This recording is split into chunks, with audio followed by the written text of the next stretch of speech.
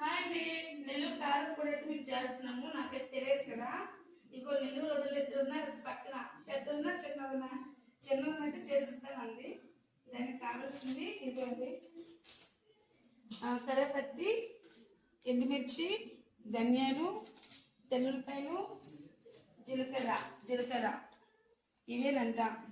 ఈ పౌడరు అన్నంలో వేసి నెయ్యి వేసుకొని తింటే చాలా బలమంట, సూపర్ ఉంటుంది అట. నేనైతే ఇప్పుడు టేస్ట్ చేయలేదు, ఫస్ట్ టైం చేస్తాను. చేసిన తర్వాత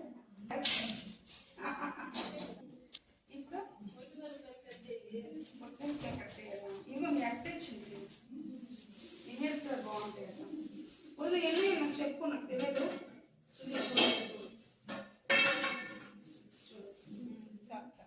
చాలా వెళ్తే నేను చూసాను దుకాణంలో, కానీ అవి కారం ఉంటాయని చూడండి. వేడంటారు గుడుకు, లేదంటున్నా చూడేదా. మేము కాడు అంటాము. కాడు తీసుకొని వేయించుకుంటాము. కారమా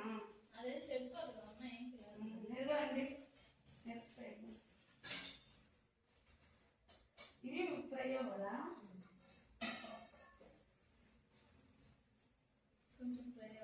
నెల్లూరు పచ్చళ్ళు ఉన్నాయనుకో, కర్రీస్ ఏంటి మనకి అవసరం లేదు, అంత బాగుంటుంది. కానీ రైస్ తినేవచ్చు అలాగా పచ్చళ్ళు కలుపుకొని. ఇదిగోండి, మీడియం ఫ్లేమ్లో పెట్టుకుంటున్నాము. అది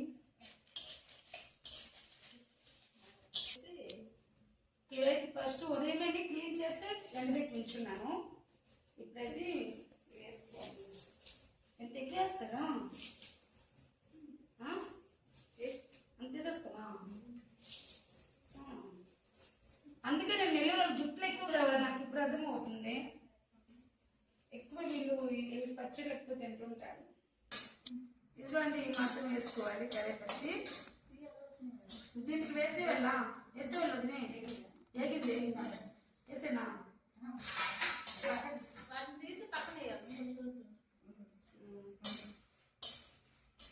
కొంచెం బాగా ఫ్రై అవ్వాలి. ఫ్రై అయిపోయిన తర్వాత తీసేయాలి. తీసిన తర్వాత అంటే వేరేగా ఫ్రై చేసుకోవాలి కదా, అలా అయిపోతే ఇదే కదా.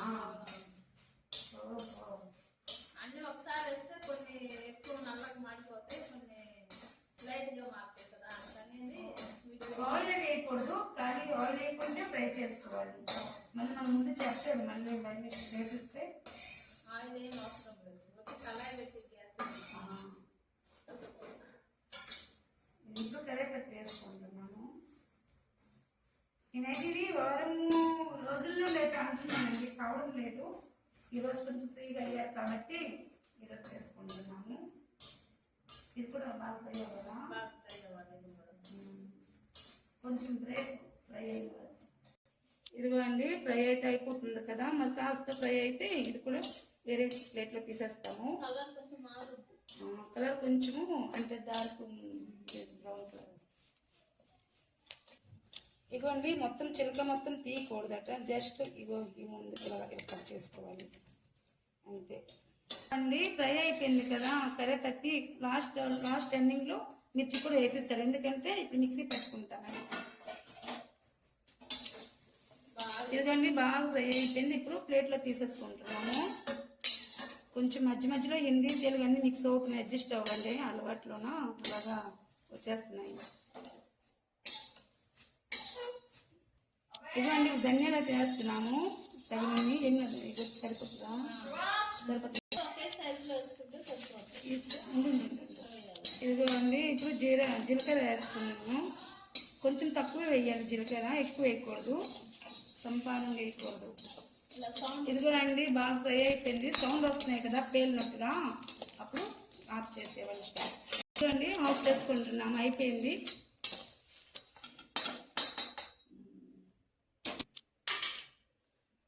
స్టవ్ బంద్ చేస్తున్నాము. ఇగో ఎంతేనండి, మిక్సీ పెట్టుకుంటాం కదా. మిక్సీ పెట్టుకున్నప్పుడు ఇగో తెల్లుల్లిపాయలు ఉన్నాయి కదా, ఇవి కూడా వేసి మిక్సీ పెట్టుకోవాలంట. ఇప్పుడు చూడండి, సాల్ట్ వేసుకొని మిక్సీ పెట్టుకోవాలంటున్నారండి. మిక్సీ వేసుకుంటాను. ఇది పెట్టు మిక్సీ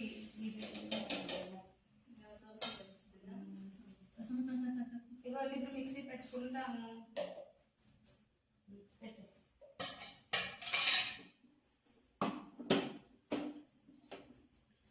మేము చేసుకుంటున్నామండి ప్రస్తుతానికి.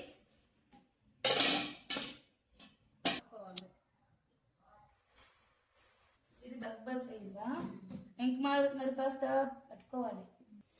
ఇగోండి పెద్ద జార్లు అయితే బాగా అవ్వడం లేదని చిన్న జార్లో వేసుకొని మిక్సీ పెట్టుకున్నాము. ఇప్పుడైతే తెల్లుల్లిపాయలు వేసుకుంటున్నాము. ఇవి కూడా వేసుకొని మిక్సీ పెట్టుకుంటే మంచి స్మెల్ సువాసన వస్తుంది. ఇదిగోండి మంచి తయారైపోయింది. చూస్తారా అంత నైస్, కొంచెం చూస్తుంటే నైస్గా ఉంది. కొంచెం తింటాను, టేస్ట్ చేస్తాను. కానీ అన్నంలో కలుపుకొని కొంచెం నెయ్యి వేసుకొని తింటే బాగుంటుంది అట.